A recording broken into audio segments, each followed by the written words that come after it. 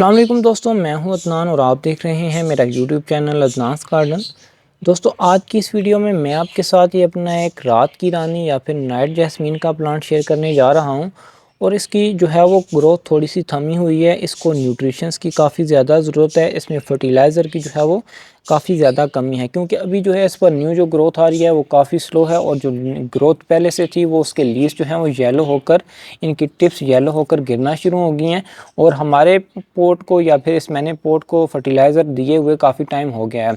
तो अभी इस प्लांट पर मैंने काफ़ी ज़्यादा फूल हासिल करने हैं। वो कैसे हासिल होंगे, मैं आज घर में आपके लिए एक फ़र्टिलाइज़र तैयार करके लाया हूँ। ऑर्गेनिक फ़र्टिलाइज़र है, बिल्कुल फ्री फ़र्टिलाइज़र है। आज इसकी वीडियो में मैं आपको बताऊंगा कि वो कौन कौन सी चीज़ें हैं जो मैं इसमें ऐड करूंगा, कैसे देनी है, तो ताकि जो हमारे प्लांट की ग्रोथ है वो बढ़ सके और इससे हम ज़्यादा से ज़्यादा फ्लावरिंग ले सकें। नाइट जैस्मीन एक बहुत ही खूबसूरत फूलों वाला पौधा होता है, जिसमें नाइट के टाइम जो है वो फ्लावर्स ब्लूम करते हैं। और इसको रात की रानी इसलिए कहा जाता है क्योंकि इसके जो फ्लावर्स की खुशबू है वो काफ़ी ज़्यादा होती है और रात के टाइम जो है उसके फ्लावर्स ब्लूम करते हैं। तो इसमें जो मैं फ़र्टिलाइज़र ऐड करने जा रहा हूँ वो आपके साथ शेयर करता हूँ। ये बिल्कुल ऑर्गेनिक फ़र्टिलाइज़र मैं ले रहा हूँ। इसमें मैंने 3 चीज़ें ली हैं। एक ये जो है वो आप वर्मी कंपोस्ट कह लें या फिर काऊ डंग कंपोस्ट कह लें, इन दोनों में से एक कोई आप ले लेना है।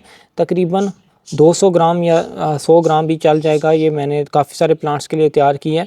तो ये बिल्कुल डिकम्पोज़ हुई हुई ये आपने लेनी है, काऊ डंग कंपोस्ट। क्योंकि ये ऑर्गेनिक फर्टिलाइज़र है, इसमें हमें मिलता है 3% नाइट्रोजन, 2% फास्फोरस और 1% पोटाशियम, जो कि अच्छी एनपीके की वैल्यू है हमारे प्लांट्स के लिए।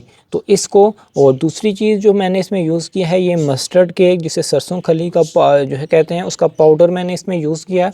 इसमें 4% नाइट्रोजन, 1% पोटाशियम और 1% फास्फोरस इसमें पाया जाता है, जो कि प्लांट्स की अच्छी ग्रोथ के लिए काफ़ी बेस्ट रहेगा। और तीसरी जो मैंने इसमें चीज़ यूज़ की है, यह है एप्सम साल्ट। एप्सम साल्ट जो बहुत ही इंपॉर्टेंट रोल अदा करता है हमारे प्लांट की ग्रोथ में। इसको देने के 2 तरीके हैं। एक, हम इसके लिक्विड मतलब एक वाटर में इसको मिक्स करके जो है वो हम प्लांट्स में स्प्रे भी कर सकते हैं, और इसकी जो है वो पानी की सूरत में इसको दे भी सकते हैं। इसमें मैग्नीशियम, और दूसरा मैग्नीशियम हमारे प्लांट्स को काफ़ी स्ट्रॉन्ग बनाता है न्यूट्रिशंस की मतलब न्यूट्रिशंस को अपने अंदर टेक करने में, मतलब न्यूट्रिशंस को अपनी अंदर अब्जॉर्ब करने में प्लांट्स को ये स्ट्रॉन्ग बनाता है। और इसमें क्लोरोफिल होता है, जो कि फोटोसिंथेसिस के अमल को बेहतर बनाने के लिए प्लांट्स के लिए रिक्वायर रहता है, वो इसमें पाया जाता है। तो ये 3 चीज़ें जो हैं वो आज इस प्लांट में मैं ऐड करूँगा। इनको सबसे पहले अच्छी तरह मिक्स करता हूँ, देन इस प्लांट में कैसे अप्लाई करना है, किस तरह अप्लाई करना है, वो भी मैं आपके साथ इसी वीडियो में शेयर करता हूँ। सबसे पहले हमने इसमें क्या करना है कि सॉइल को लूज़ कर लेना है। सॉइल लूज़ करने से इसकी थोड़ी बहुत ही हमने सॉइल इसमें से ऊपर से टॉप लेयर जो है वो तकरीबन ½ इंच तक इसमें से निकालेंगे। और देन जो है फिर हम इसमें फर्टिलाइज़र ऐड करने के बाद दोबारा जो है वो यही सॉइल इसमें दोबारा वापस डाल देंगे। तो फर्टिलाइज़र अगर ऊपर ही डाल देंगे तो वो इतनी जल्दी रूट्स तक पहुंच नहीं पाएगी। तो इसलिए हम दूसरा ये है कि फर्टिलाइज़र डिकम्पोज भी होगी मज़ीद, तो रूट्स तक जाके पहुंचेगी।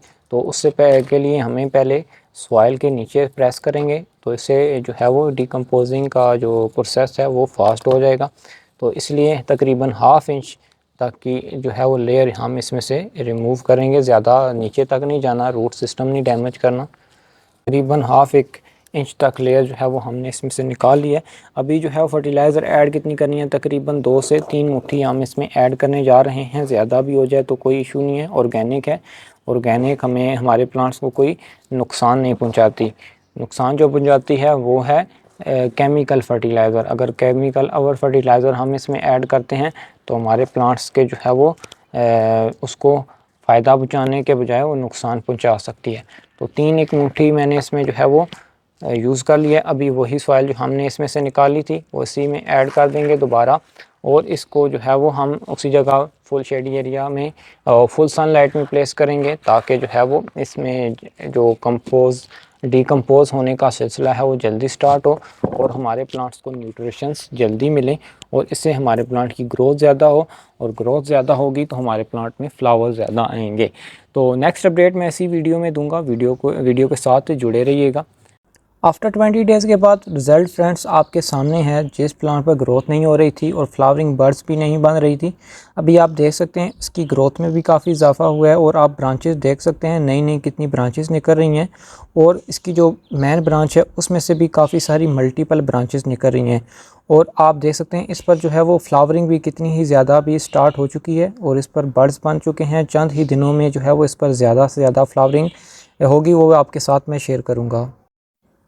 30 दिन बाद आप मेरा प्लांट देख सकते हैं। मेरे प्लांट पर बारकर फ्लावरिंग स्टार्ट हो चुकी है। इतने ज़्यादा पत्ते नहीं हैं जितने ज़्यादा इस पर फूल खिले हैं। ये सिर्फ़ और सिर्फ मैंने जो आपको फर्टिलाइज़र बताई है उसके यूज़ करने से हुआ है। प्लांट की ग्रोथ में भी इजाफा हुआ है, न्यू ब्रांचेस भी निकली हैं। अभी ये फ्लावर्स ब्लूम नहीं कर रहे क्योंकि ये नाइट के टाइम, रात के वक्त जो है वो फ्लावर्स ब्लूम करते हैं, इसलिए मैं आपको इसी तरह दिखा रहा हूँ। ये था रिज़ल्ट आफ्टर जो है वो 30 डेज़ के बाद। आप देख सकते हैं फर्टिलाइज़र ऐड करने के बाद जो है प्लांट की ग्रोथ में कितना इजाफा हुआ है। यहाँ तक। अल्लाह हाफ़िज़।